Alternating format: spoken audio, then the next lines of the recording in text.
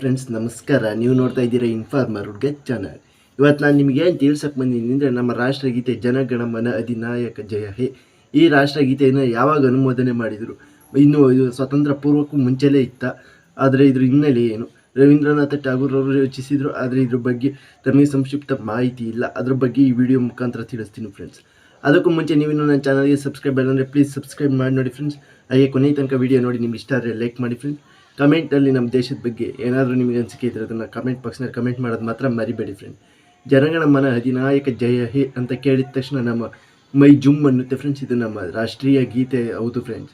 ಆದರೆ ಇದನ್ನು ಯಾವಾಗ ಮೊದಲು ಇದು ರಚಿಸಿರ್ತಾರೆ ಅಂದರೆ 1911ರಲ್ಲಿ ಕೋಲ್ಕತ್ತಾದಲ್ಲಿ ನಡೆದ ಭಾರತೀಯ ರಾಷ್ಟ್ರೀಯ ಕಾಂಗ್ರೆಸ್ ಅಧಿವೇಶನದಲ್ಲಿ ರವೀಂದ್ರನಾಥ್ ಠಾಗೂರ್ ಅವರು ರಚಿಸಿದ ಜನಗಣಮನ ಅಧಿನಾಯಕ ಜಯ ಹೇ ಈ ಹಾಡನ್ನು ಪ್ರಸ್ತುತಪಡಿಸ್ತಾರೆ. ಆದರೆ ಆಗಿನ ದಿನಗಳಲ್ಲಿ ಒಂದೇ ಮಾತರಂ ಗೀತೆ ಹೆಚ್ಚು ಪ್ರಚಲಿತ ಇರೋದ್ರಿಂದ ಈ ಗೀತೆಯನ್ನು ಹೆಚ್ಚು ಇದಾಗೋದಿಲ್ಲ ಫ್ರೆಂಡ್ಸ್. ಆ ಗೀತೆಗೆ ಭಾಗ್ಯ ವಿಧಾತ ಗೀತೆ ಅಂತೇಳಿ ಸಹ ಹೆಸರಿರ್ತಾರೆ. ಹಾಗೆ 1911 ಡಿಸೆಂಬರ್ 27ರಂದು ನಡೆದಂತಹ ಎರಡನೇ ಅಧಿವೇಶನ ರಾಷ್ಟ್ರೀಯ ಕಾಂಗ್ರೆಸ್ ಅಧಿವೇಶನದಲ್ಲಿ ಮತ್ತೊಂದು ಸತಿ ರವೀಂದ್ರನಾಥ್ ಠಾಗೂರ್ ಅವರ ಸಹೋದರಿಯಾದಂತಹ ಚೌಹಾಣಿಯವರು ಈ ಗೀತೆಯನ್ನು ಹಾಡ್ತಾರೆ. ಅದು ಸಹ ಪ್ರಾರ್ಥನೆ ರೂಪದಲ್ಲಿ ಹಾಡ್ತಾರೆ ಫ್ರೆಂಡ್ಸ್. ಹಾಗೆ ರಾಷ್ಟ್ರಗೀತೆಯ ಒಳ ಅರ್ಥ ಏನು ಅಂತೇಳಿದ್ರೆ, ನಮ್ಮ ದೇಶ ಒಂದು, ಸಂಸ್ಕೃತಿ ಬೇರೆ ಬೇರೆ ಆಗಿರ್ಬೋದು ಅಥವಾ ಭಾಷೆಗಳು ಬೇರೆ ಬೇರೆ ಆಗಿರ್ಬೋದು, ಬಹುತ್ವ ಕೂಡಿರೋಂಥ ದೇಶ ಒಂದು ಅನ್ನೋದನ್ನು ಈ ಒಳ ಅರ್ಥ ತಿಳಿಸುತ್ತೆ ಅಂತೇಳಿ ಈ ಗೀತೆಯನ್ನು ಹೇಳಿದ್ದಾರೆ ಫ್ರೆಂಡ್ಸ್.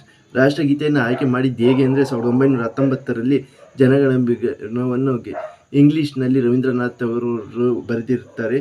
ಇದಕ್ಕೆ the morning of song of India ಅಂತೇಳಿ ಹೆಸರಿಕ್ಕಿರ್ತಾರೆ. ಆದರೆ ಇದನ್ನು 1900 ಗೀತೆ ಬಾಯಿಷ್ಕರ್ ಅವರು ಬಂಗಾಳಿ ಭಾಷೆಯಲ್ಲಿ ಬರೆದಿದ್ದರು, ಅದನ್ನು ಟ್ರಾನ್ಸ್ಫರ್ ಮಾಡಿದ್ದಾರೆ ಫ್ರೆಂಡ್ಸ್. 5 ಚರಣಗಳಲ್ಲಿ ಇದನ್ನು ಮೊದಲ ಒಂದು ಚರಣವಷ್ಟೇ ರಾಷ್ಟ್ರಗೀತೆಯಾಗಿ ಆಯ್ಕೆ ಮಾಡಲಾಗಿದೆ ಅಂತೇಳಿ ಸಹ ಹೇಳಿದ್ದಾರೆ.